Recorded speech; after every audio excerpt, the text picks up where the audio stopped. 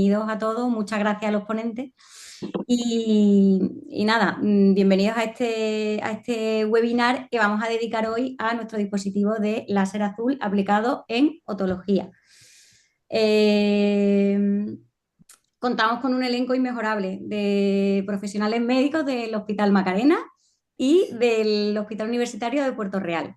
¿Vale? Los presento rápidamente, el doctor Francisco Aguilar, el doctor Paco Ropero, la doctora Matilde Aro del Hospital Universitario de Puerto Real y volviendo al Hospital Universitario Virgen y el doctor Paco López, que es el moderador del Hospital Ok. Virgen del Rocío. Creo que lo he Rocío, hecho sí, bien, ¿no? sí. ¿Lo he hecho bien? Ha Sí. hecho bien, ha hecho bien, ha hecho bien. He presentado a cada uno Arregla. donde estaba.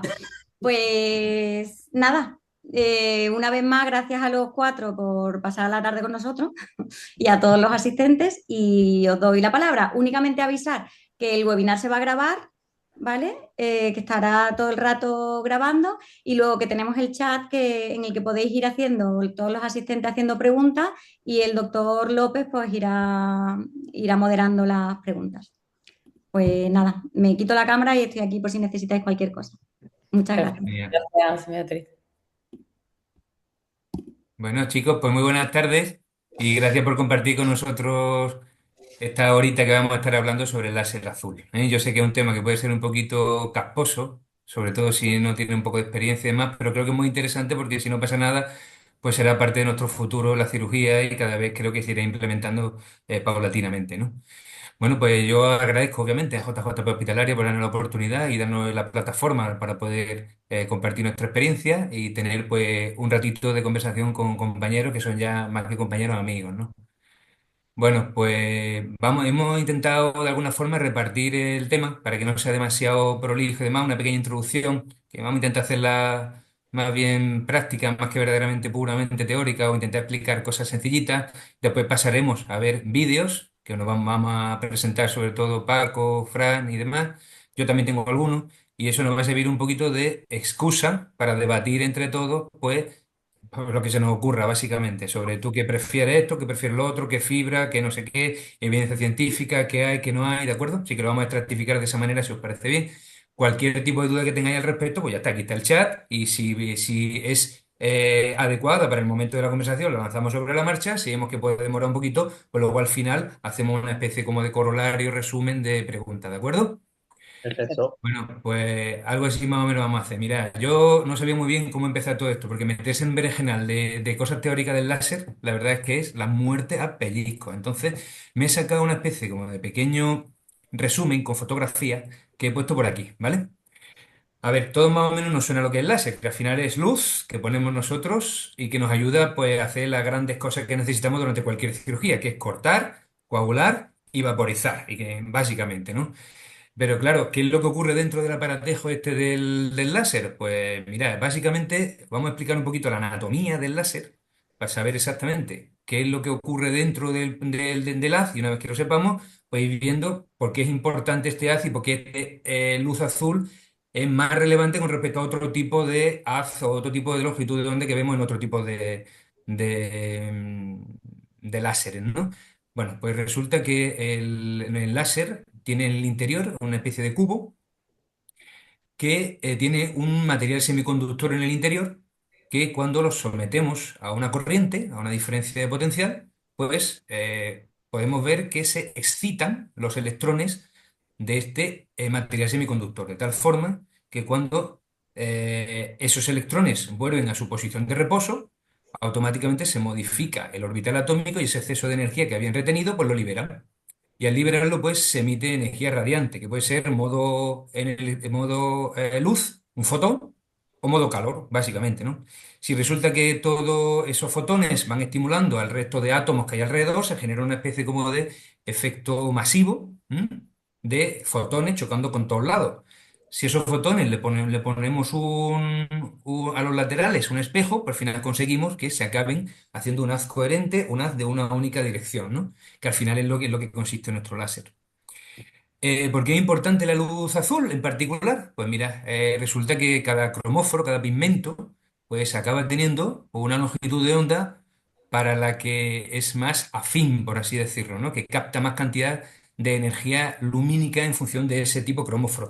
El tipo de cromóforo es una especie como de identidad de cada molécula, ¿m? De tal forma que los electrones también de ese cromóforo, al darle la luz, se excitan y cuando vuelven otra vez a su estado de reposo, pues liberan energía en forma de calor. ¿Qué es lo que pasa? Pues la coeficiente de absorción de la hemoglobina, aquí lo veis, el más alto, está aproximadamente en torno a 450. No sé si llegáis a verlo Sí, en sí, el lateral, os lo marco aquí. Aproximadamente a 450, aquí. De tal forma que en nuestro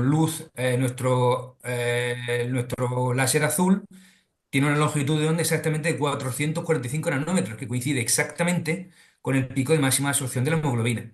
Eso es interesante, ¿por qué? Porque yo emito la luz y automáticamente todo el tejido de alrededor, que tiene distinto coeficiente de absorción, pues automáticamente no se va a calentar tanto, mientras que todo lo que llegue a hemoglobina sí se va a calentar bastante. ¿Esto qué permite? Permite que con muy pocos vatios, muy poca intensidad de corriente, voy a conseguir elevar suficientemente la temperatura conservando todo lo que hay alrededor. Y esto nos hace un corte, una fulguración muy precisa que libera por contigüidad anatómica muy poquita cantidad de energía. Y eso es fantástico para preservar estructuras nobles, perilinfa, nervio facial, neuroepitelio, etcétera, etcétera. Y eso al final hace que nuestra cirugía, consiguiendo una hemostasia adecuada, un corte adecuado, pues eleve muy poco la temperatura y que se genere muy poco daño térmico, ¿de acuerdo? Por eso es tan interesante este láser, porque este láser, que lo que hay dentro es de indio y galio, me parece que es, al final lo que acaba haciendo es que la longitud de onda específica es exacta de la máxima captación que tiene la hemoglobina, ¿correcto? Pues mirad, esto es sobre todo un poco sobre la anatomía del láser y cómo funciona. Ahora vamos a ver algunas cosillas de parámetros de láser que creo que debemos saber, porque cuando hablamos de modo pulsado, modo superpulser, pulso cuadrado, cuando hablamos de vatios, hablamos de intensidad, todo ese tipo de cosas, pues nos volvemos un poco locos y no sabemos verdaderamente de lo que estamos hablando, ¿vale? Entonces, una de las cosas más sencillas del mundo es saber el modo en el que estamos hablando y sobre todo aplicarlo a nuestro entorno. Mirad, os he puesto aquí en esta fotografía, no sé si lo veis, los distintos tipos de modos. Fundamentalmente solemos utilizar el modo continuo, el pulso cuadrado, que es el pulsado normal y corriente, y luego el superpulse. Que el superpulse en nuestra cirugía lo solemos utilizar para un único pulso, ¿de acuerdo? Que es, por ejemplo, cuando vamos a hacer una crurotomía, cuando vamos a hacer la fenestra de la ventana, utilizamos un único pulso de superpulso, ¿de acuerdo? El azul sería el pulso continuo, en el que yo estoy mandando energía según la intensidad que yo considere, según los vatios que yo considere. Después el pulso cuadrado, que es el amarillo, en el que tengo una fase de on y luego una fase de off, así de forma continua, y luego el modo superpulse, que son estas espigas.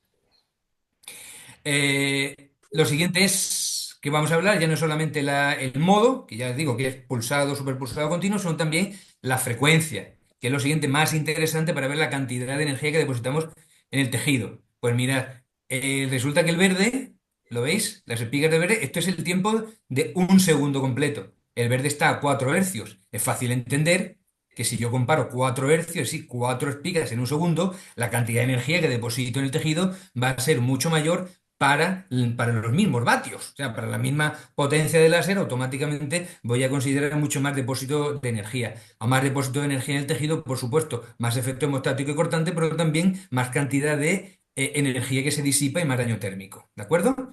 Mientras que si yo tengo, por ejemplo, el azul es solo un hercio, verdaderamente un hercio, solamente un único pulso en todo un milisegundo, por lo tanto, el daño térmico que generé será mínimo, ¿vale? Aquí os he puesto un gráfico muy interesante en el que vemos, por ejemplo, si yo utilizo 3 vatios de potencia, ¿cómo se modifica si yo tengo un pulso cuadrado con frecuencia de desde 1 hasta 10 hercios? Es decir, 10 pulsos de 3 vatios frente a un pulso de 3 vatios. Ve cómo los vatios son interesantes, pero también es muy interesante la cantidad de pulsos que doy por segundo. ¿Y esto por qué va a ser interesante? Pues mira, ahora vamos a pasar a una fotografía que he sacado. Bueno, todo esto parece una locura, pero luego el láser vino con unos preprogramas fantásticos, que eso al final hace que sea todo muchísimo más sencillo, ¿vale? Pues mirad, por ejemplo, un modo muy estándar que solemos utilizar bastante es el modo superpulser, que es decir, una única espiga que tiene una duración de 50 milisegundos, cada segundo tiene 1000 milisegundos, es decir, que nos cabrían 20 espigas en un segundo según utilizando esta frecuencia, ¿vale? Lo que pasa es que esto es un disparo único, a 2 vatios. ¿Qué cantidad de energía estoy depositando de forma más o menos final? Pues aproximadamente 1 julio, perdón, 0,1 julio por cada disparo, porque al final lo que necesitamos es la cantidad de energía de total que depositamos en el tejido, ¿vale? Ahora, si calculamos, por ejemplo, en el programa que viene para tumor glómico, pues si tenemos 80 milisegundos de on, o sea, de actividad de pulso frente a 300 de distancia interpulso, que es decir, de espacio vacío, a una intensidad de 2 vatios, pues tenemos 0,42 julios por segundo. Eso me hace una referencia aproximada de cómo se varía para los mismos 2 vatios, cómo se modifica la cantidad de energía que estoy depositando total en el tejido en función de la cantidad de tiempo que pasamos en off con el láser, ¿de acuerdo? ¿Más o menos queda esto claro? ¿Sí o no? ¿Vamos más o menos bien? ¿O es Sí, difícil o sí. no? Sí. Básicamente los vatios yo le hago siempre una idea de que es como si yo abro un grifo, la cantidad del caudal, porque al final son los julios por segundo que va saliendo, ¿no? Estos serían los vatios si yo tuviera un pulso continuo durante un segundo. Entonces sería, pues depositaría 2 julios si tuviese un pulso continuo durante un segundo, ¿vale? Aquí hay otro de los modos que tenemos también para colesteatoma de preprograma y para hemostasia de forma global. Pues mirad, el de hemostasia de forma global, si yo tengo 100 milisegundos de pulso activo y 300 de reposo, serían 400 milisegundos, que en cada segundo serían 2,5 hercios. Pues 2,5 hercios a un vatio corresponderían a 0,5 julios por segundo. La cuenta es muy fácil, ¿eh? A nada que le dediques un poquitín, se calcula súper rápido. Por ejemplo, el que tiene paracolesteatoma, pues sería un pulso continuo de 0,8, que uno piensa, coño, 0,8 parece poquita cantidad de energía, porque tú dices, coño, 0,8 es poquito, sí, pero si yo lo tengo en un pulso continuo, estaría depositando 0,8 frente a pulsos cuadrados de 100 milisegundos, veis la diferencia, 0,8 frente a 0,25. Quiere decir que el programa que tiene paracolesteatoma sería muchísimo más agresivo que el que tendríamos, por ejemplo, para una hemostasia estándar, ¿vale? Pues nada, hasta aquí más o menos, no sé qué os ha parecido. ¿Tenéis alguna duda al respecto? Voy a dejar de compartir. ¿Os ha parecido interesante, no interesante? Sobre cómo la relación que tenemos entre los vatios, que es interesante saber, porque hay muchas veces que decimos, esto no corta mucho, dale más vatios. Y a lo mejor darle más vatios no es la solución, ¿vale? Darle más vatios implica más potencia, implica más daño directo sobre el tejido. Lo interesante es conseguir depositar suficiente cantidad de energía como para que me haga mi corte, hemostasia, etcétera, etcétera, no incrementando de forma absurda el número de vatios. Porque si yo aumento el número de vatios, pero ya tengo un pulso con mucha frecuencia, o sea, quiere decir un pulso con mucha cantidad de depósito de energía en tejido, pues a lo mejor estoy multiplicando excesivamente la cantidad de energía que deposito en el tejido, ¿vale? Son pequeñas nociones que sabiendo entre una cosa y otra y modificando y calculando, que es muy sencillo de calcular, pues nos va a permitir saberlo, ¿vale? 10 minutitos de introducción, ¿os ha parecido correcto? ¿Tenéis alguna duda al respecto? ¿Os gustaría saber más cosas? Y más cosas ya sabéis, preguntad que esto me lo he apoyado yo como el Padre Nuestro. Vamos. Hombre, yo creo que es interesante conocer un poquito los presets de estos. Afortunadamente nos vienen con presets así para gente que no somos físicos. Y entonces, pues, simplemente componer el tema este de pues, para crurotomía, para platina, para glomus, tal, pues se puede hacer fácil. Lo que tú, ¿por qué crees no sé si ahora entramos en ello, ¿por qué crees que para el tema de colectatoma se elige esta, que eso siempre me ha llamado la atención, ¿por qué se elige ese tipo de preset que da una energía continua y en hemostasia global o en glomus el otro? ¿Por qué no da Pues la mira, a mí me elección, llama la no? atención porque a mí también me llamó la atención cuando estuve investigando y resulta que para colestatoma es un pulso totalmente continuo. Pero, Verdaderamente no sé muy bien por qué tantísima cantidad de tejido, porque cuando estás hablando de un colestatoma, puede ser que estés trabajando en la mastoides, que están muy lejos y el daño térmico es mínimo, pero puede ser que estés también trabajando muy cerca del oído medio y demás. Por lo tanto, el daño de disipación térmico es muy elevado. por eso que nunca he Verdaderamente ese entendido eso muy preset yo no lo pondría como colestatoma, por lo menos de entrada, por lo menos. Luego hablamos de eso si quieres. ¿Pero tenéis experiencia del uso del láser azul en colectomas? No, yo, ¿Vosotros? yo personalmente no, la verdad. Somos más de fresar sin agua, con fresa de diamante y poco más. Hay veces que nos vendría bien, la verdad. Es que más allá de, digamos, para el colesteatoma en sí, no le veo yo utilidad. Le puedo ver utilidad para conseguir una hemostasia en una oído con mucha inflamación, a lo mejor quitar una mucosa muy, tú sabes, muy sangrona, muy polipoide, pero entonces, Tipo pues idea. el nivel de hemostasia general no llego a entender por qué el otro. No sé, que ahí se nos escapa Mira, algo nos seguro. escribe por aquí Suso porque la vascularización en los colestatomas es bastante bajita y por lo tanto hay menos afinidad. Sí, claro, lo que pasa es que, bueno, también es verdad que cuando tú realizas una hemostasia en un colestatoma es en los vasos que te están sangrando, porque es para la disección del colestatoma no precisa ningún tipo de... Claro, es que el Ahora mismo colestatoma hayamos no cambiado un sangra, es poquito, ¿no? avascular de por sí.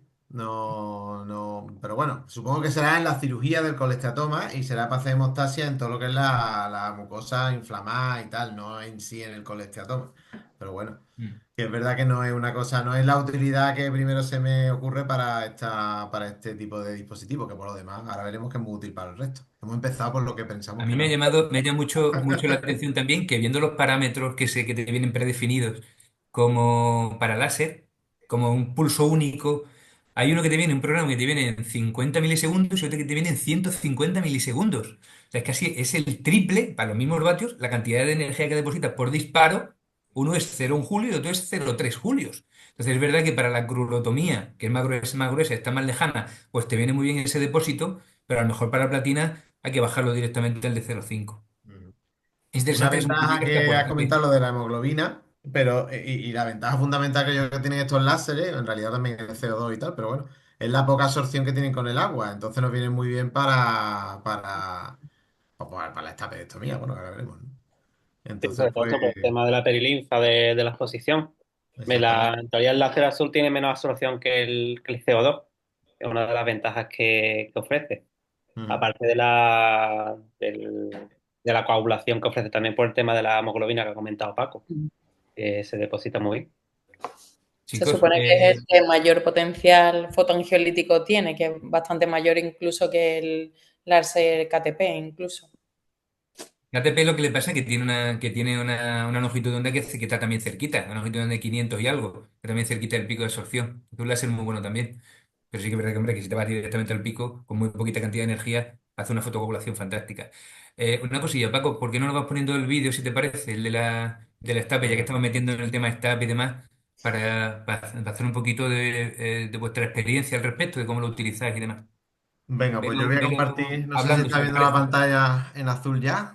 Sí, Sí, sí. Vale, pues voy a compartir un pequeño vídeo de esta mía, un vídeo de una compañera mía, y veis que yo no me llamo Cristina Alonso, es mi compi. Vamos a poner el vídeo aquí un poquito más avanzado.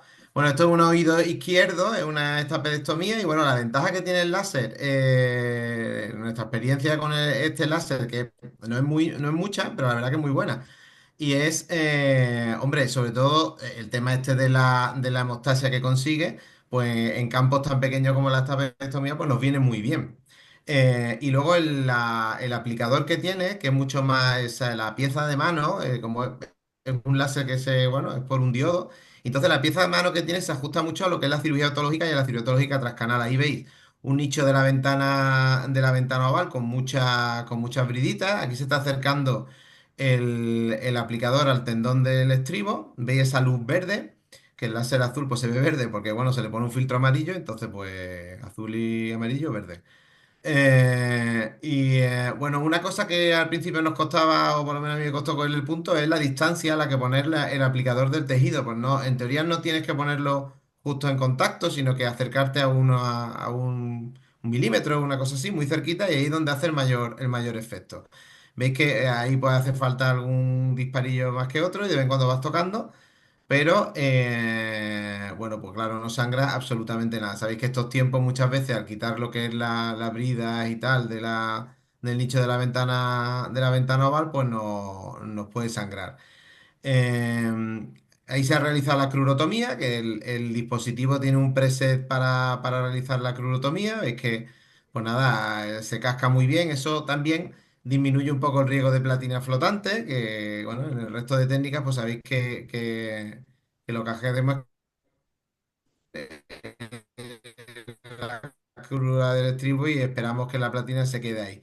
Y ahí veis ya la platina y acercamos la fibra. La fibra, creo recordar que es de 0,3, ¿no? La que nosotros usamos. Entonces el problema que tiene es que, claro, para hacer una platinotomía, nosotros que usamos fundamentalmente la prótesis de COS, de fluoroplástico, que el vástago tiene 0,6, pues hay que realizar una especie así de trébol, algunos disparos, ¿sabes?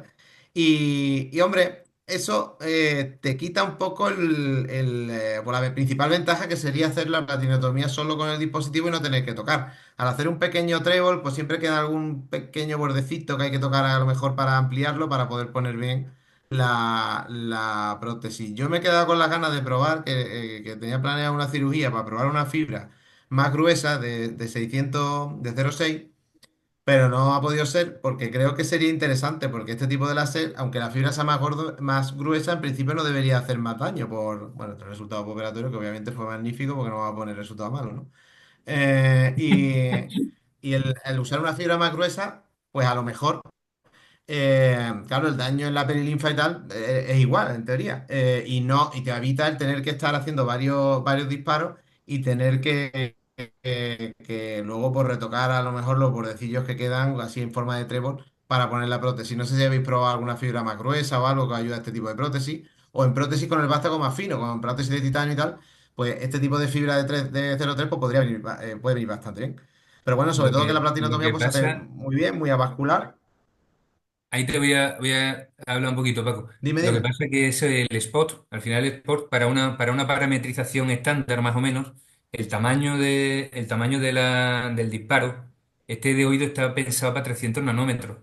Si tú, fibra de 300, si tú aumentas el spot, es decir, aumentas el tamaño para la misma configuración, lo que está es disminuyendo.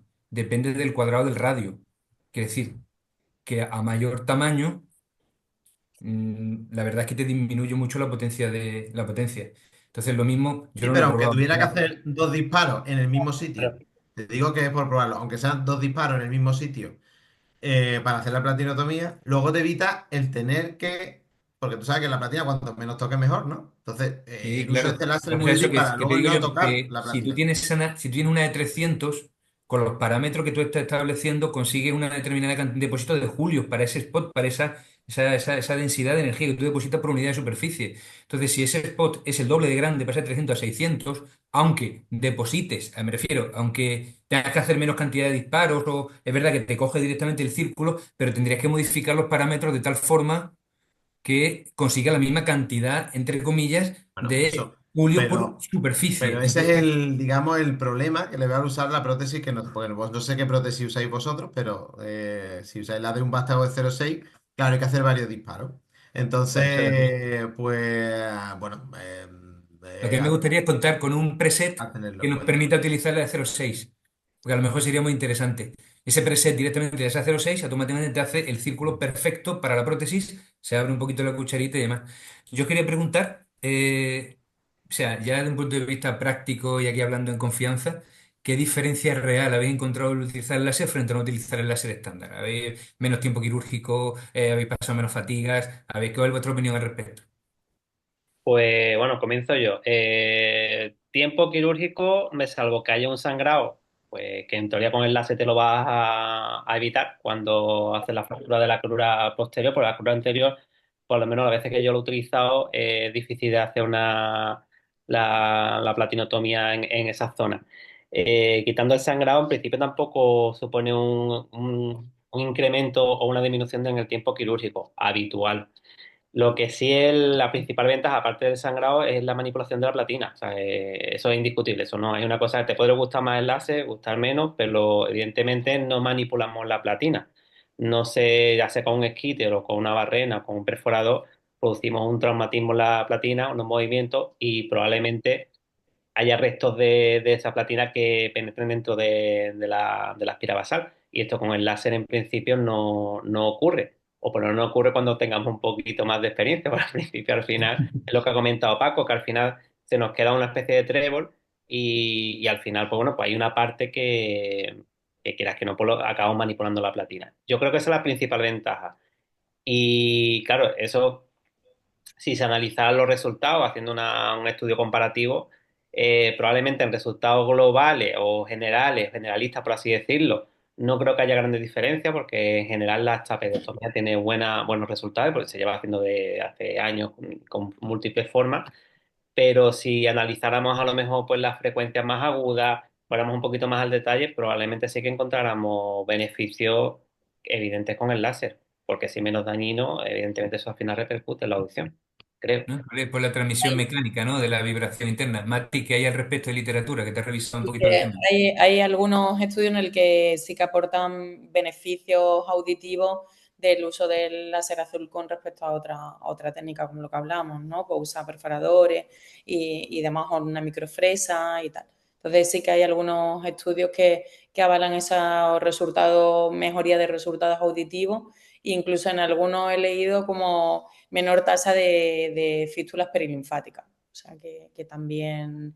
Y aparte, bueno, que lo que hablaba pues Fran, ¿no? Que lo más importante es el tema de la coagulación, pero al final el láser también puede ser utilizado como un bisturí, que de entrada también, incluso para levantar el colgajo timpanomeatal y demás, también lo puedes utilizar a modo de efecto de coagulación, con lo cual también te acorta un poco el tiempo quirúrgico, ¿no? En levantarlo también usándolo el láser como si fuera un bisturí, ¿no? Y yo creo que en una serie grande se podría ver seguro una menor incidencia de platina flotante seguro, porque el hecho de cortar las cruras de esa manera es menos traumático y focos pequeños, pues seguro que aparece en una serie pequeña todavía no podemos decir que hemos visto eso. Y hombre, bueno, lo del traumatismo por la Buenas, microfresa, comparado con la aquí, microfresa. Sí. ¿cómo ha ido eso? ¿Cómo ha ido eso? Es que Yo solo te estamos escuchando por aquí. Eso, Ah, eso. creí que Susi iba a, Uso de con- esta iba a América. decir algo. Sí. Un Le espontáneo, un iba a espontáneo. rebatir, le iba a rebatir. A ver, Que- pues yo creo, yo estoy totalmente de acuerdo con vosotros. Lo que pasa es que yo soy un poquito más, hasta cierto punto, conservador. Yo no soy tanto de investigar adelante, soy más que ya que investigue la gente que sabe y entiende, y después ya nosotros nos encargaremos. Yo no, hasta el pero me momento lo refiero que a ando mirar haciendo es dándole lo que pasa en tu lo serie, que, ¿no? En tu lo que evaluación. solemos hacer normalmente es alejarnos un poquito. Yo lo que suelo hacer cuando hago para la platinotomía me alejo un poquito y a la hora de alejar cualquier tipo de bridilla que haya por ahí al respecto, directamente la elimino y luego hace también algo de hemostasia directamente para posibles vasos hipervascularizados que pueda haber por la zona de actividad de autoesclerosis, ¿no? Entonces, cuando tú le das un poquito más de distancia, disminuye la cantidad de energía que deposita y automáticamente te hace una hemostasia muy buena de pequeños microvasitos. ¿Y para luego para qué? Para luego volver a hacer la platinotomía como siempre, con el esquíter o con la microfresa. ¿M? A mí verdaderamente no me aporta tanto en ese aspecto, por lo menos no he avezado a usarlo, pero sí que es verdad que me aporta beneficios con respecto a la hemostasia del lecho. Y si tiene una O hemostasia en el sea, tú lecho, la platinotomía no obviamente la haces con el láser. yo la platinotomía no la suelo hacer con el láser. Al principio la hice unas pocas de veces, pero al final luego me daba un poquito como de repurgo, entre comillas. Me gusta más ver las fenestras redonditas que me genera la fresa de 0,7. Entonces sí que es verdad que lo suelo darle un poquito. Al principio sí le daba más pegadito, ya me retiro un poco más, pero al final acabo haciendo lo que es la fenestra como tal con el skitter, sí. Nosotros a priori lo que hacemos es pues, usar el láser también para hacer la platinotomía, pero sí utilizamos generalmente después también un punzón por lo que dice Paco, ¿no? Que generalmente la que utilizamos es una prótesis de 0,6 y necesita al final un perforador un poquito para que amplíe. Y sí es cierto que algunos de los primeros casos lo hicimos pues en modo trébol, ¿no? Que comentamos, pero sí es cierto que últimamente pues estamos utilizando incluso poco modo romboidal, donde utiliza algunos disparos más para que la platinotomía sea más efectiva, ¿no? A mí me gusta también darle no solamente la corotomía posterior, sino también para la articulación icostapedial, que da mucho corajillo cuando estás haciendo la desarticulación y luego te sangran todos esos vasillos. Entonces, directamente sobre la articulación, un disparín ahí en el centro para intentar luego que cuando hace la disrupción icostapedial sea un poco más sencillo, con menos cantidad de sangrado, ¿no? Muy bien, bueno, son 34. Ponemos el del paragangliomilla. Bueno, Yo tengo que un vídeo, un paraganglioma, a ver, para ver, ya no solamente en cirugía tan, tan, tan, tan fina, sino también para cirugía un poquito más sangrante, un poco más bestia, cómo se comporta el láser, ¿no? Nosotros tenemos experiencia de unos 5 paragangliomas en un par de años que hemos hecho con el láser y la verdad es que bien, va bien. Voy a intentar compartirlo. Vamos a ver si lo abro por aquí para ganglioma y comparto. Vamos a ver, espera que me está esto dando problemas. Ahí, compartir. Mira, aquí estamos. No sé si se puede ver, ¿sí? Aquí estamos Sí, se ve. desepitalizando bueno, haciendo un colgajo timpanomeatal, separando lo que es la membrana timpánica de la lesión vascularizada. En este caso en particular, bueno, no era especialmente grande, pero bueno, hicimos una desepitalización 360 del conducto. Y aquí estamos pues quitándolo del martillo y quitando los anclajes del ombligo. A mí me gusta poner una lamita de silicona porque es más fácil orientarme luego una vez que lo vas a recolocar, porque si no, luego no hay manera de recolocar el flap. Bueno, aquí estamos pues, terminando de separar todo el resto. Voy a avanzar un poquito, presando un poco y vale. Suelo utilizar un poquito de bit de bipolar para intentar ver los márgenes y hacer una especie de coagulación centrípeta para reducir volumen. Pero una vez que ya tengo más o menos identificado dónde se encuentra la lesión, pues automáticamente suelo pasar al láser. Mira, esto es uno de los modos, una de las ventajas que tiene el láser, que es la fulguración de superficie, la coagulación de superficie. Se hace un pelín más retiradillo. El segundo modo, un poquito más pegado, es para hacer hemostasia directa sobre el tejido. Y lo tercero, que es más pegadito aún, ya en contacto con la superficie vascularizada, que nos permite disecarlo. Aquí vemos como poquito a poco, y vemos básicamente los tres modos: modo fulguración, luego modo hemostasia y modo corte. Aquí estamos con modo corte, que es súper, súper, súper, súper pegadito al lecho. Veis que vamos poquito a poco, cada vasito que va apareciendo, pues le vamos dando. Tenemos un poquitín de sangre, pero por donde no sangra, automáticamente, pues le damos. Este es el modo. Luego aquí en la parte más inferior tenía un vaso un poquito más grande que, como tenía el modo paraganglioma, el modo paraganglioma al final, cada uno de los disparos de forma independiente son 0,16 julios. Quiere decir que verdaderamente es casi, casi, casi como le das una cura. Cada uno de los disparos de forma independiente es muy poquita cantidad de energía. Entonces aquí, pues yo sabiendo esto, digo, mira, no le voy a regar con el láser al vaso nutricio, ahí está el vaso nutricio sangrando. Si le doy al vaso nutricio sangrando allí con poca energía, al final voy a conseguir cosa peor. Así que directamente lo coagulé con la bipolar este de relojero, que es la que a mí me gusta. Qué buena bipolar, macho. Sí, esa es estupenda. Una vez que ya tenemos ya el lecho, pues nada, ahí arriba el facial había un par de vasos, le arreé al facial ahí y luego alrededor tenía unos vasitos nutricios también directamente desde la zona perifacial. Aquí en la zona pericarotídea, pues había por ahí también algún vaso nutricio directo de la carótida, veis la carótida en el centro y veis que si tú le das con un poquito de esto no pasa nada, ¿vale? Directamente a la carótida. Esos son todos los vasillos ahí a nivel mesotimpánico, protimpánico, y aquí ya a nivel del hipotímpano, pues arreándole también un poquito, ¿vale? Y luego no me quedé conforme y le arreé un poquito a la carótida y los vasos nutricio porque era un poquito, me daba más repurgo darle solamente con láser, pero que veis que automáticamente se le puede dar, ¿vale? Ya, esto pues recolocando el flap y poco más. A ver, venga, ahora os toca a vosotros. ¿Qué experiencia tenéis con paragangliomas y Pues láser? mira, yo pues, como tú, en este tipo de parangioma, lo que pasa es que es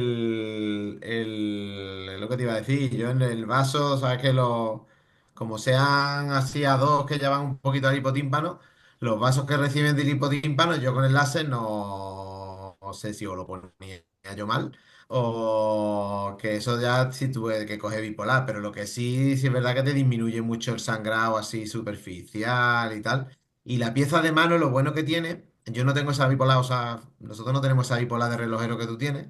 Entonces, claro, a mí lo que me venía muy bien es la pieza de mano esta del láser, que viene muy bien para un abordaje transcanal, aunque hayas quitado el tímpano y todo, pero viene muy bien. Entonces, sí es verdad que es muy útil para ir disminuyendo todo el sangrado superficial del tumor. Pero el vaso sin nutricios que vienen del hipotímpano, así que suelen ser más gordito al microscopio, estamos hablando de vasos pequeñitos, pero bueno, eso sí, sí ya tenéis que coger bipolar desde mi punto de vista.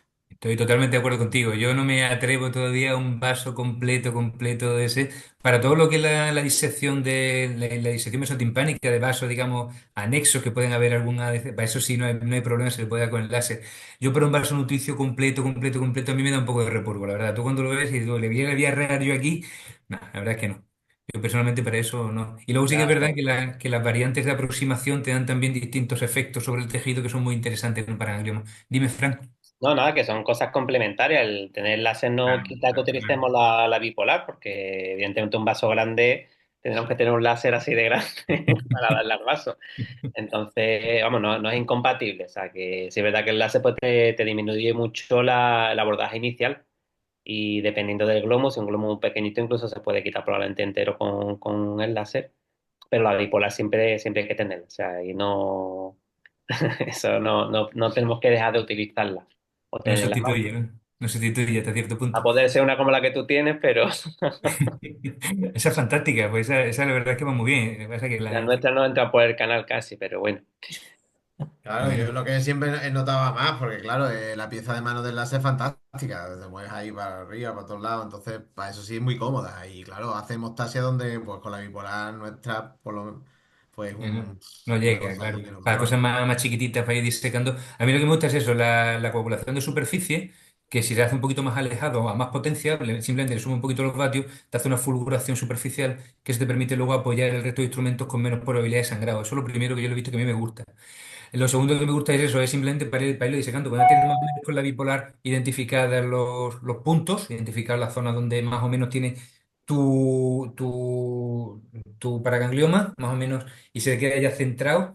Todo lo que es la disección directamente de hueso, como no calienta prácticamente nada, incluso menos que la bipolar, a mí me gusta mucho pegándolo en superficie, la verdad. Y luego para la revisión final cojo una porque habéis visto arreglándole directamente encima de la carótida y eso ni cruje ni muje. O sea que la verdad es que tiene bastante, que es muy bueno en superficie, permea poco, mucho, poco estrés térmico para las estructuras más profundas. O sea que yo personalmente para los paraangiomas lo considero una opción cojonuda. Bueno, una cosa a comentar aquí en los paragangliomas es el tema del electrodo que se puede ir cortando, porque al final con la coagulación se va formando va dejando de funcionar y, digamos, se puede ir alargando, sacándolo un poquito y cortándolo y se sigue utilizando la misma guía de electrodo, o sea, o la guía de electrodo. La fibra, La vendría a fibra. ser. ¿Y tenéis cortador vosotros de esos? Pues nosotros lo hemos intentado cortar a veces y tenemos el cortador, pero mientras no lo encontramos, mientras el pico y flauta, al final es más fácil limpiarlo así un poco que utilizar el cortador. ¿Qué Sí, experiencia tenéis? el cortado negro Ese. sí, sí. Bueno, cuando lo hemos traído, sí, yo no es que lo tenga, sino que cuando han venido, bueno, lo hemos Y traído, nos han traído, ¿sabes? Sí, ¿no? Bueno, yo creo que sobre cirugía hemos hablado razonablemente bien. ¿Pensáis que puede haber alguna otra indicación que pueda ser interesante para la cirugía o Ya, se pues, puede utilizar para todo, ¿no? Pero alguna cirugía que pensáis vosotros que tape para angioma y lo siguiente? mira, pues voy oído, a ¿no? comentar un caso, ¿vale? Venga. Esto fue el otro día, fue precisamente en la privada, pero bueno, el caso que hubo un momento en la cirugía en la que me acordé de no, o sea, me fuera agradecido mucho haber tenido el láser a mano, ¿vale? Entonces, es una cirugía de colestatoma, es un niño y el problema del colestatoma, pues todo lo que sabemos, que al final es la piel alrededor del estribo. ¿Vale? Al final mi resumen del colectatoma está ahí. Todo lo demás es plausible, pero el estribo, el problema es que no estamos jugando la audición del paciente, ¿vale? Entonces le voy a dar a compartir vídeo, a ver si... Hombre, por Oh, supuesto. perdón. A ver, Eso es otra cosa que tenía yo planteado preguntaros, si para la pielecilla esa que queda por ahí. ¿se ve o no? Sí, se Perfecto. ve. Vale. A ver si lo veo por aquí. Bueno, pues nada, esta simplemente es una... Aquí vemos la pirámide, vemos lo que es el tendón, la cabezura del estribo y la piel envolvía todo el estribo y aquí está parcialmente ya quitada. Y el problema está que esa piel se metía por debajo del tendón, por debajo de las dos cruras y de la platina. Estamos hablando de un paciente pediátrico y claro, pues al final te tiras para adelante porque no te queda otra, que no lo puedes dejar ahí la piel o puedes dejar muy poquita piel, Pero en este caso, si yo fuera tenido el láser, sí me fuera planteado seccionar el tendón e incluso haber seccionado las dos cruras para haber dejado puesta la platina. Porque creo que fuera a disminuir mucho el riesgo que estaba corriendo haciendo esta disección. Entonces lo pongo aquí un poco para ver qué os parece o si le veis utilidad en este tipo. Que para esto, para un colectatoma, en este sentido sí le veo el láser. O para los sangrados, pero el colectatoma como tal, o sea, el modo Pero colectatoma que hemos hablado yo, antes, yo la verdad lo, que no lo acabo de entender muy bien tampoco. yo le veo ahí utilidad, a lo mejor coagular. Mm. ¿Para qué, Paco? No me he enterado bien. ¿Has quedado pillado?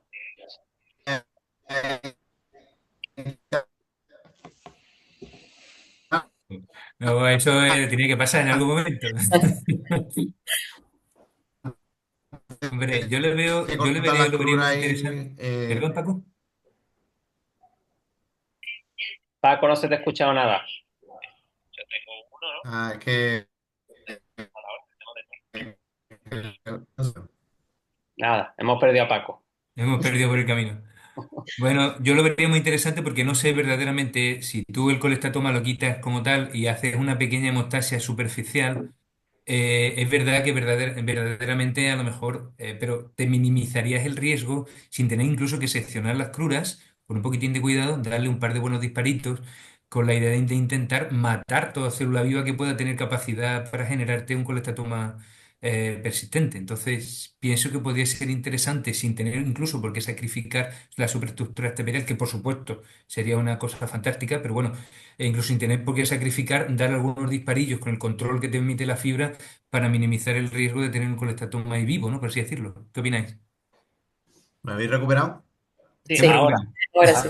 Ah, me habían hecho sabotaje del salón. No, seguí, seguí. Cuenta, cuenta, Paco, cuenta lo que estabas contando. No, yo creo que lo has dicho. Estaba diciendo que antes a lo mejor que seccionar las cruras y que creo que el láser ahí coagulando la mucosilla sangrona o la piel, a lo mejor te facilita la disección de la piel alrededor del estribo. No lo sé. Lo que no usaría el preset ese que has puesto de colectatoma que me parece tan agresivo, ¿sabes? Claro, yo creo que ese preset tal vez habría que modificarlo en función de nuestras necesidades, de tal forma que poner algún preset un poco más específico de estapectomía o demás, o simplemente saber que el preset que está utilizando en un modo continuo a 0,8 al final está depositando tal cantidad de energía que puede ser lesivo, sobre todo para la estructura de la que está hablando, ¿no? Es de tener en consideración esas opciones, por eso es necesario, yo creo, saber un pelín sobre los presets y los stats que te admite el, el cacharro este, ¿no? Mira, ahora vamos a hablar un poquito más de generalidades, ¿vale? Si os parece bien, más que de cirugía.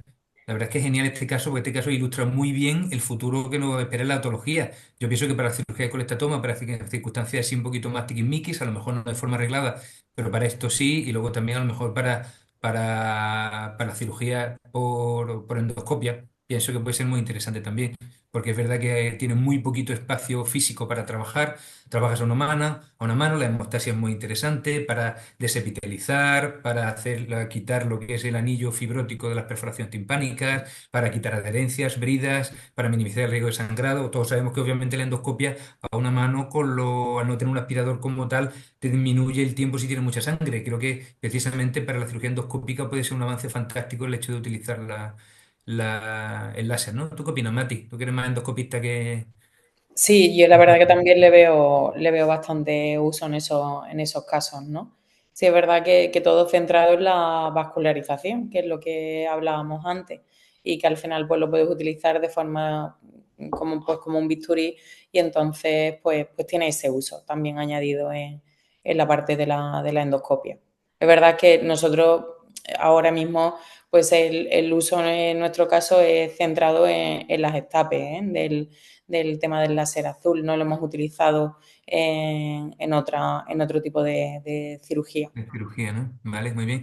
Muy bien, vamos a hablar un poquito de seguridad, pero para el propio personal. Hablando de una cosita que me pasó a mí, que es que haciendo el último paranglioma este, pues claro, yo para el láser, para disparos únicos, pues no había hecho nunca ningún caso, ¿no? Pero para este paranglioma me hice una keratitis por fotoexposición. Porque yo soy muy feliz, muy farruco, y no utilicé ningún tipo de protección, ¿no? No ¿Qué usaste piensas las un poco? gafas. No, no, no usé gafas. El oftalmólogo también me está riñendo.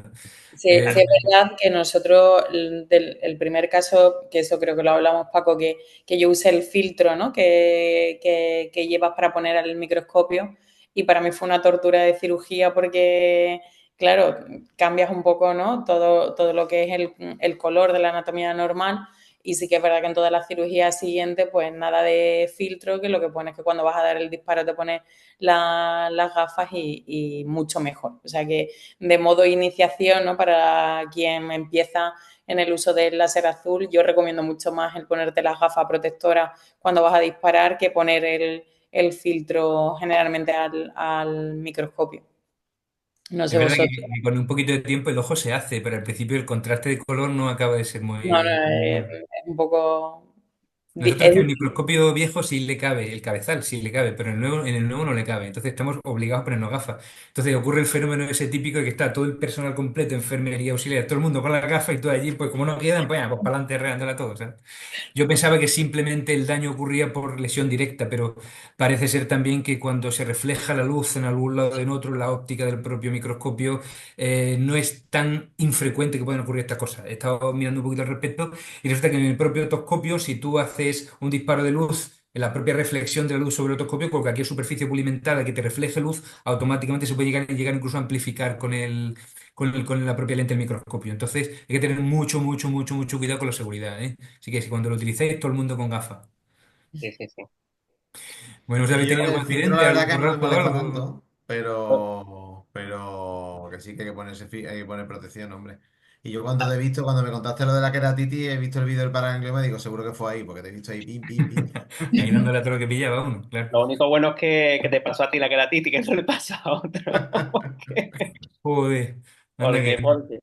nada, al final, bueno, gotitas y eso, y gracias a Dios no hubo daño retiniano ni nada, pero también está demostrado que por uso del láser puede haber daño retiniano, vacuolización, etcétera, etcétera.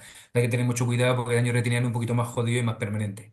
No, de hecho está Bueno, catalogado como clase 4 que requiere entrenamiento especializado y protección. O sea que, poca hablando broma. de entrenamiento especializado, Paco, curva de aprendizaje, ¿tú qué opinas al respecto? ¿Curva rápida, lenta? ¿Te ha costado trabajo el manipulador? Porque a mí al principio me costaba un poquito cogerle precisión Hombre, para dar. la curva es rápida, no, pero no de hacer esta pedestomía. O sea, tú estás formándote en esta pedestomía, pues a lo mejor, bueno, pues si esto, quiero decir, la curva de usar el láser es corta. O sea, tú sabes hacer esta pedestomía, pues esto no te va a suponer un cambio en tu práctica como tan brutal ni nada por el estilo. Tiene más curva, por ejemplo, si pasas a hacerlo por microscopio a hacerlo por endoscopia, ¿no? Pero que esto, la Ya, curva de aprendizaje no es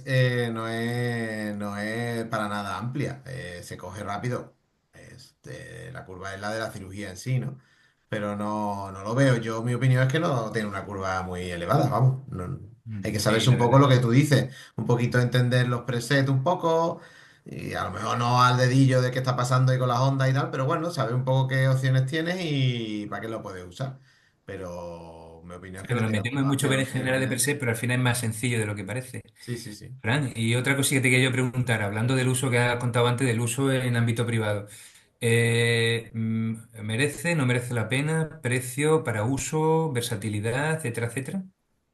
Pues, vamos, yo soy de la opinión de que la privada se utiliza lo mismo que en la pública, o sea, que si es que depende de lo que operes, depende de lo que operes. Si te vas a meter en los mismos berenjenales que nos metemos en la pública, pues tú tienes que contar con todo lo posible.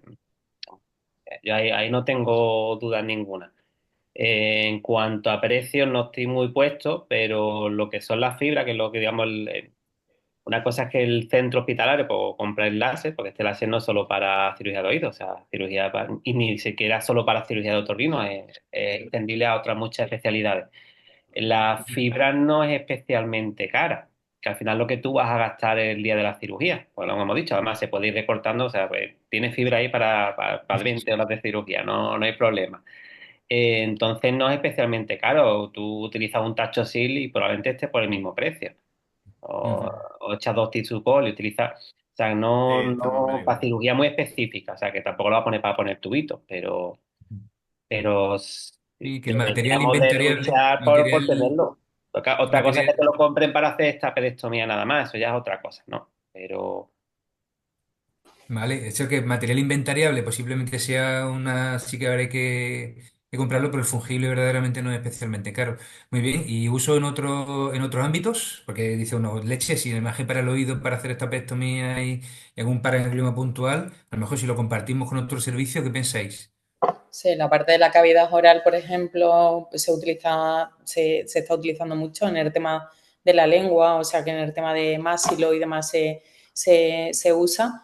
Y después también la parte de fonocirugía, ¿no? De laringe, papilomatosis, todo lo que son leucoplasias, pequeños pólipos, incluso desde consulta, ¿no? Sin necesidad de, en aquellos pacientes que tienen una comorbilidad importante, pues se puede hacer con anestesia local porque al final pues es una fibra flexible, ¿no? Se pueden hacer. Y también sí que leí en algunos casos que estaban haciendo en los casos de epistasis por telangiectasia hereditaria, ¿no? Los Rendu-Osler, que pues, me parece que puede funcionar bien. Ujú. Genial. Nosotros la experiencia que tenemos del láser es sobre todo en eso, en cuerdas vocales y también en fosas nasales, en aquellos casos en los que tenemos ya un renduolite y sabemos más o menos el puntito específico, porque tampoco se puede verdaderamente darle a todo, ¿no? Ah, otra cosa, a ver, ahora, errores. Quiero que seamos un poco críticos con nosotros mismos y decidamos a ver qué cosas pensamos que deberíamos haber hecho mejor cuando hemos utilizado el láser. Al margen, por ejemplo, del tema de ponerte gafas o no, ¿no? ¿Qué errores pensáis que pueden ocurrir o que deberíamos evitar o que pensamos que podríamos mejorar para el futuro? Mójate, Fran, Bueno, yo el sobre todo último crítico. el tema de la potencia, sobre todo al principio, cuando no tienes experiencia, ante la duda siempre poner la potencia y la intensidad más pequeñita. O sea, no poner modo colectatoma en colectador, poner modo colectatoma. Siempre más pequeñito porque esto al final, bueno, pues es como cuando empezamos con un eléctrico nuevo. Cambian el aparato del eléctrico y cuando lo ponías a 20 el 20 no va. Entonces siempre empezar de menos a más. Y después lo que hemos comentado, el momento que haya un láser disponible en quirófano, el tenerlo disponible y tenerlo fungible, probablemente vayan saliendo cada vez más opciones de uso en otras patologías o en otros tratamientos, porque la cosa es tenerlo a mano. Porque en una TAP nosotros cuando lo hemos estado utilizando, pues lo tenemos que solicitar y nos lo venían y lo utilizamos, pues ya preveíamos que íbamos a utilizarlo, Ujú, pero lo suyo es poder tenerlo a mano porque se nos pueden presentar situaciones en las que puede ser útil, al final es un bisturí coagulador. ujú, Entonces, ujú. si se tiene a mano, probablemente conforme se vaya utilizando se van dando muchas más utilidades de las que tiene a día de hoy. Como todo, ¿no? Que al final la oferta genera la demanda, ¿no? Muchas veces. Claro. Otra cosilla que quería, nos quedan en los últimos minutillos, los últimos 3 o 4 minutillos, quiero que hablemos un poco del futuro, líneas de investigación, etcétera, etcétera. Porque es verdad que, Mati, me estabas comentando el otro día, ¿no? Que la investigación al respecto. Sí, que eso, que cuando haces un poco una puesta al día, ¿no? De lo que hay publicado, por ejemplo, del láser azul en comparación con otras técnicas y demás, pues la verdad que hay poco. Pues eso también puede ser algo que entre los que lo estamos usando, pues un poco algo de comparativa, ¿no? Con respecto a lo que hay, en lo que hablábamos, en resultados auditivos, en el tema de la seguridad, de si es mucho más efectivo, pues todas esas cosas se puede plantear con respecto a otras técnicas, incluso con respecto al láser CO2, ¿no? Que es el que todos prácticamente tenemos también en nuestro servicio. Porque la verdad es que publicado hay poco al respecto. Ujú. Aquí hay una línea de investigación interesante, ¿no? Sobre todo lo relacionado con la cantidad de sangre perdida, si hay una forma de identificarlo, ¿no? O la cantidad de tiempo quirúrgico que empleamos, o No la sé si la dificultad de recuperación es más percibida rápida, por el. la del paciente, si se recupera antes, si el postoperatorio es mejor, no sé. Se Un abren poco aquí, se abren aquí cositas y necesidades de cooperación, que yo lo digo siempre, interservicios, porque si yo junto las etapas que he hecho yo, con la que ha hecho Mati, con la que ha hecho Paco, con la que ha hecho Fran, al final nos sale un articulillo. Y esto es al final daros cuenta que el láser, aunque lleva muchísimos años de investigación, lo que es salir como tal de uso fue en 2015 cuando empezó la investigación, y en 2020 cuando se aprobó el primer dispositivo. Llevamos solamente 5 años con pandemia de por medio con el uso del láser azul. O sea que es verdad que lo utilizamos de una forma muy sensata porque nos parece correcto y todo desde un punto de vista operativo parece bien, pero la verdad es que literatura al respecto tampoco contamos con un grueso tan importante como para sustituir con lo que ya contamos, ¿no? Mm.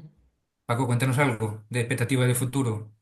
Bueno, básicamente lo que habéis contado, o sea, nada que aportar, que obviamente ahí hay que seguir reuniendo experiencia y viendo las ventajas, porque aquí estamos hablando de todo ventajas sutiles, pero ahí lo que tenemos que ir, ¿no? A ver la sutileza de cada técnica y ver a ver qué ventajas hay, sobre todo que seguramente ahí reuniendo experiencia pues vamos a encontrar algunos casos en los que al igual que habrá casos, por ejemplo, la autoesclerosis, que el láser azul no es la mejor opción, pues puede haber algunos que sí sea la mejor opción de entrada. O sea, estoy hablando a lo mejor oídos que han tenido un proceso inflamatorio previo o cosas así, pues probablemente ahí sea una indicación que, oye, pues tengo que elegir el láser azul antes que otra técnica, ¿no? O focos pequeños de autoesclerosis en las que puede haber más riesgo de platinas flotantes, yo qué sé, cosas así. Pero eso es ir reuniendo pues causística y experiencia, no hay más. O sea hombre, yo le veo una herramienta muy útil. También, pues nos ha comentado, pero obviamente no es nada farragoso como otros láseres, ¿no? El láser CO2, pues hombre, es más Sí. aparato, es un aparato más grande. Esto es una pequeña consolita pequeña. El aplicador es muy, muy cómodo. Lo que antes comentábamos de los errores que dicen, ¿no? Yo al principio, pues, a lo mejor tiene la sensación de dar más disparos de la cuenta. Luego ya, si los que vas haciendo después, pues dar los disparos más precisos y útiles, ¿no? Que al principio coger la distancia, pues un poquito, pero ya os digo que la curva es poca, ¿no? Y bueno, y el aplicador también es muy cómodo, como digo, para la cirugía transcanal, así que yo creo que tiene muchas ventajas con respecto a otros láseres y bueno, a otras técnicas dentro pues, de la autoesclerosis, dentro de otras técnicas, y luego pues, para cirugía ya para gangliomas y tal. Y bueno, y al colectatoma habrá que darle un tiento a ver qué utilidad nos aporta, ¿no? A ver, mira, este caso que ha puesto Frank, pues lo veo muy interesante, a lo mejor ahí sí podemos ver diferencias con respecto a la manipulación, a la limpieza manual que solemos hacer, que muchas veces no la jugamos. Y oye, pues ahí hacerlo lo más delicadamente posible, pues seguramente ahí tiene que aportar. O sea que bueno, todo ese es el campo creo yo que se puede ir explorando. O la Bueno, cirugía de revisión, ¿no? De Con la chapedectomía de cirugía de revisión. revisión, claro, podríamos que hablar siempre hay ahora de más eso, bridas, pero más tejido cicatricial, que siempre hay más sangrón, pues ahí seguro que tiene un campo muy bueno. yo no he hecho ninguna revisión con el láser, ¿eh? O sí, Yo no me tampoco acuerdo. todavía, pero Pero sí bueno, que que tengo tiene que, su, ahí que lo veo. tiene su utilidad. Bueno, chicos, pues son las 8:02, ¿no? Creo que, bueno, ha sido una horita bastante productiva. ¿Tenéis alguna duda por parte de la audiencia? Yo me estoy aquí muy callado porque verdaderamente no he encontrado por aquí nada. Si tenéis algo que Preguntas. comentar al respecto, el último 2 minutillos. Y si no, pues nos vamos despidiendo poquito a poco, ¿no? Eso es fantástico. Muchas gracias, me ha encantado. Muchas gracias porque te encante tenernos aquí. Intento que vaya bien la cosa. Y nada, Yo creo que lo pues habéis dejado mira, todo Esther, lo dejamos en clarísimo. tu mano. Creo que lo dejamos por aquí, ¿no? Ha sido un placer enorme estar con vosotros. Perfecto, muchísimas gracias. Creo que lo habéis dejado todo Placer. clarísimo. Pues muchas gracias, un Una placer. vez más, muchísimas gracias a todos. Venga, Nosotros, muchas gracias. Chao, chao. gracias. Venga, un abrazo enorme y gracias por estar por aquí. Nos vemos. Adiós. Luego, gracias. Luego.